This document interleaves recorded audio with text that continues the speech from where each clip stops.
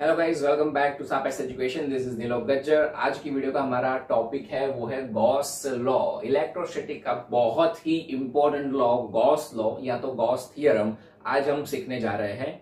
Okay, last video में हमने देखा था इलेक्ट्रिक फ्लक्स। इलेक्ट्रिक फ्लक्स क्या होता है वो देखा था। Number of electric field lines passing through the surface normally is known as electric flux. Okay, तो वो इलेक्ट्रिक फ्लक्स कैसे फाइंड करना है उसकी बहुत इजी मेथड, सबसे इजी मेथड गॉस ने हमें उसके थियरम में, उसके लॉ में सिखाई है और वो मेथड का यूज करेंगे तो बहुत ज्यादा बेनिफिट में रहेंगे हम। तो डायरेक्टली जाते हैं गॉस लॉ पे। क्या है गॉस लॉ वो देखते हैं। ये एक लॉ है, उसका कोई डेरिवेशन हमारे पास नहीं है, लेकिन मैं इसका प्रूफ आपको ये वीडियो में दूंगा। डेरिवेशन नहीं है। ओके, तो डायरेक्टली हम उसके स्टेटमेंट को एक्सेप्ट कर लेंगे, उसको यूज करेंगे और फिर मैं उसका प्रूफ दिखाता हूं आपको। तो देखिए, स्टेटमेंट मैंने ऑलरेडी लिखा हुआ है, electric flux link with a closed surface. हाँ, अभी यहां पे सारी सरफेस के लिए गॉस थ्योरम है वो एप्लीकेबल नहीं है। Gauss theorem is applicable only for closed surface. मतलब जो सरफेस तुम लोग लोगे जिसके साथ आपको फ्लक्स फाइंड करना है वो सरफेस होनी चाहिए closed. Okay, so electric flux linked with a closed surface is equal to the ratio of enclosed charge by the surface to the epsilon naught. Okay, मतलब वो सरफेस के अंदर एनक्लोज्ड चार्ज, मतलब उसके अंदर कितना चार्ज है वो चार्ज लो और वो जो चार्ज तुम्हें मिला उसको डिवाइड कर दो एप्सिलॉन नॉट से, परमिटिविटी ऑफ फ्री स्पेस। तो तुम्हें वो सरफेस के साथ जो फ्लक्स लिंक हुआ होगा वो डायरेक्टली मिल जाएगा। राइट, तो यहां पे मैंने ये जो स्टेटमेंट है उसका मैथमेटिकल फॉर्म दिखाया हुआ है। You can see electric flux phi, उसका basic formula we have derived in last video, integration E dot D. अभी यहाँ पे क्लोज इंटीग्रेशन लिखा है मैंने, close integration because Gauss law है वो क्लोज सरफेस पे एप्लीकेबल होता है। Right, so this electric flux, ये इलेक्ट्रिक फ्लक्स है वो कैसे फाइंड कर पाएंगे, sigma Q upon epsilon naught, enclosed charge upon epsilon naught, इस तरह से कर पाएंगे। देखते हैं कैसे। मान लो कि ये जो ब्लू लाइन से हमने दिखाई है वो है क्लोज्ड सरफेस, और ये क्लोज सरफेस के अंदर +10 कूलम और +7 कूलम चार्ज है और उसके बाहर +5 कूलम और +15 कूलम जितना चार्ज है। नाउ दो मेथड है यहाँ पे इलेक्ट्रिक फ्लक्स फाइंड करने की, लिंक विद द सरफेस। एक तो हम ये फॉर्मूला का यूज करें, E is equal to close integration E dot D का यूज करें हम, एक तो ये।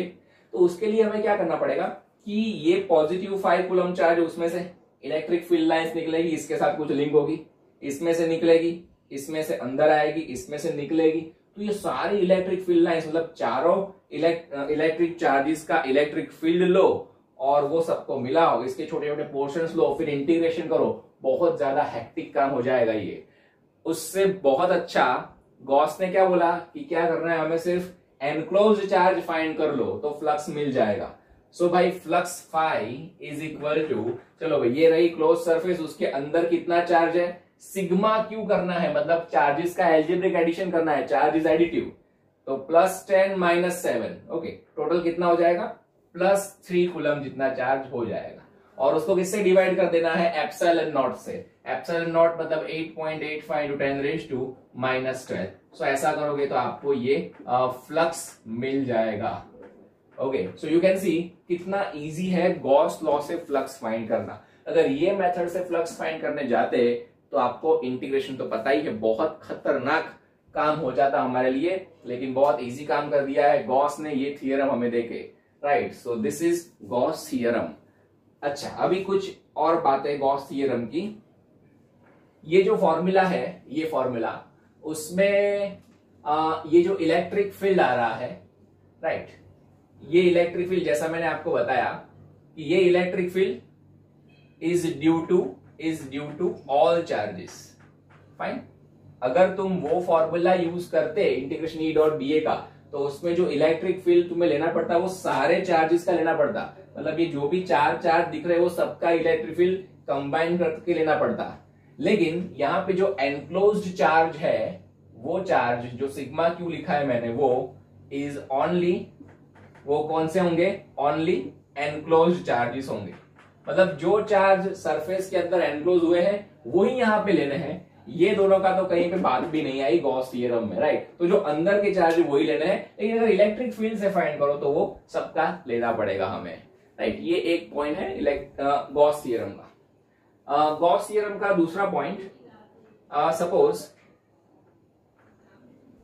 यहां पे मैं लेता हूं, सपोज ये कोई क्लोज्ड सरफेस है, ठीक है, क्लोज सरफेस है।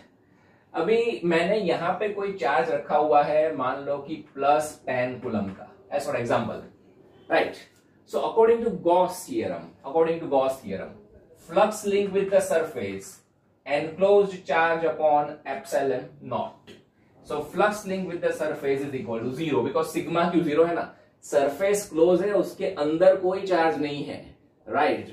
लेकिन उस चार्ज जो है वो उसके बाहर है, तो भी हमें उसके साथ का फ्लक्स 0 मिलेगा। अब तुम बोलोगे ऐसा कैसे हो सकता है कि भाई ये पॉइंट चार्ज है, उसमें से अगर हम लाइंस पास कराए तो इस तरह से इलेक्ट्रिक फील्ड लाइंस पास तो हो रही है उसमें से, राइट। लेकिन हाँ, इलेक्ट्रिक फील्ड लाइंस पास हो रही है, लेकिन समझो एक बात, ये क्लोज्ड सरफेस है, तो जितनी फील्ड लाइंस अंदर जा रही है, ओके, सरफेस के अंदर जितनी लाइंस जा रही है उतनी ही लाइंस वापस से बाहर भी निकल जा रही है, राइट। तो जब भी लाइंस बाहर निकलती है तो उसका फ्लक्स हम प्लस लेते हैं, जब भी लाइंस अंदर जाती है तो उसका फ्लक्स हम माइनस लेते हैं। मतलब इसके साथ जो नेट फ्लक्स लिंक हुआ है वो तो 0 ही हो जाएगा। Net flux link with the surface will be 0, ठीक है। तो इस तरह से गॉस थ्योरम अप्लाई होता है। और जो भी हम सरफेस कंसीडर कर रहे हैं, ये सरफेस, क्लोज सरफेस, जिसके साथ हमने फ्लक्स फाइंड किया, ये सरफेस को हम बोलेंगे Gaussian surface, right, Gaussian surface. जिस सरफेस के साथ का हम फ्लक्स फाइंड करेंगे यूजिंग गॉस थ्योरम, वो सरफेस को बोलेंगे गॉसियन सरफेस। ये वाली भी हमारी गॉसियन सरफेस हो गई, ठीक है। फिर मान लो कि ये कोई क्लोज सरफेस है और वो क्लोज सरफेस के अंदर मैंने डायपोल रखी है। डायपोल वाला टॉपिक हमने देख लिया। डायपोल में ऐसा होता है, पॉजिटिव क्यू चार्ज और नेगेटिव क्यू चार्ज दो होते हैं, दोनों के बीच का डिस्टेंस 2a होता है। तो now if I want to find flux link with this surface after putting dipole inside it, तो वो भी 0 हो जाएगा ना। Why 0? Because flux according to Gauss theorem enclosed charge upon epsilon not, मतलब सिग्मा क्यू, मतलब दोनों का एल्जेब्रिक एडिशन, तो -q + q 0, मतलब फ्लक्स 0 हो जाएगा, राइट। सो इस तरह से you can apply Gauss theorem. बहुत इजी है, इसकी 3 एक्चुअली में 4 एप्लीकेशन है, वो हम देखने वाले हैं इसके बाद वाले वीडियोस में, सबसे इंपॉर्टेंट एग्जाम के लिए। सो वो खास से देख लेना आप, ओके। तो ये गॉस थ्योरम अभी मैंने बताया आपको कि इसका मैं प्रूफ भी आपको देता हूं, ओके। प्रूफ भी पूछ सकते हैं आपको एग्जाम में। तो देखते हैं गॉस थ्योरम को प्रूव कैसे कर पाएंगे।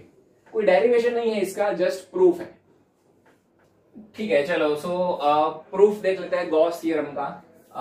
अभी प्रूफ के लिए मैंने यहाँ पे एक एग्जांपल लिया हुआ है। एक पॉइंट चार्ज दिखाया है रेड कलर से, +q पॉइंट चार्ज, राइट। और वो पॉइंट चार्ज के अराउंड में r रेडियस वाला एक होलोस्फीयर कंसिडर किया है। होलोस्फीयर, स्फेरिकल शेल जैसी सरफेस कंसिडर करी है। सो वो शेल के अंदर Q चार्ज है, मतलब q चार्ज है, वो एनक्लोज्ड चार्ज है। और अगर हम गॉस थ्योरम अप्लाई करेंगे तो ये सरफेस को हम गॉसियन सरफेस ऐसा बोल पाएंगे, राइट। तो ये जो सरफेस है उसके साथ का हम फ्लक्स फाइंड करते हैं using basic formula. Flux phi is equals to, basic formula क्या है उसका, close integration E.dA, close integration लगाना पड़ेगा, फाइन। सो ये मेथड से फाइंड करते हैं हम पहले, और लास्ट में प्रूव करेंगे कि ये गॉस थ्योरम से ही आया है। देखो, ऐसा करने के लिए हम क्या करेंगे, E.dA यूज करने के लिए we have to consider DA, मतलब जो भी सरफेस कंसीडर करी है वो सरफेस के स्मॉल पोर्शंस कंसीडर करना पड़ेगा। तो ऐसा एक representative small portion I have considered here, as you can see, देख सकते हो आप, ये स्मॉल पोर्शन है, राइट। तो ये स्मॉल पोर्शन का सरफेस एरिया ड्रॉ करेंगे तो वो कुछ हमें ऐसे मिलेगा, वेक्टर DA, है ना, छोटा सा पोर्शन, और उसके परपेंडिकुलर और ऑलवेज सरफेस की आउटवर्ड डायरेक्शन में एरिया वेक्टर लेते हैं, लास्ट वीडियो, ध्यान रखना। अब इसका इलेक्ट्रिक फील्ड, तो पॉजिटिव पॉइंट चार्ज है तो इलेक्ट्रिक फील्ड आउटवर्ड डायरेक्शन में जाएगा ऐसे, right. So this is electric field due to this +q charge. So what you can see here, E vector और DA वेक्टर दोनों सेम डायरेक्शन में है, दोनों के बीच का एंगल 0 हो गया। So flux phi is equals to close integration E.dA cos theta, okay. E.dA मतलब E.dA cos थीटा, उसमें थीटा कितना है, 0 है ना, तो cos 0 1 हो जाएगा, cos 0 1 हो जाएगा, because theta is equal to 0 था और cos theta is equal to 1 हो जाएगा, right. Therefore flux phi is equals to close integration E मतलब इलेक्ट्रिक फील्ड, किसका इलेक्ट्रिक फील्ड, जो भी चार्ज तुम्हें दिख रहा है उसका इलेक्ट्रिक फील्ड, और कहां पे, तो कि ये पॉइंट पे, मतलब स्मॉल r डिस्टेंस पे इलेक्ट्रिक फील्ड, पॉइंट चार्ज का, पॉइंट चार्ज के इलेक्ट्रिक फील्ड का formula K Q upon R square. Okay, so K Q है charge upon distance small r, sphere की रेडियस जितना, तो K Q upon R square हो गया electric field into dA. DA को अभी ऐसे ही रहने दो, इंटीग्रेशन के अंदर डी वाला टर्म मतलब वो इंटीग्रेटिंग टर्म है, ठीक है।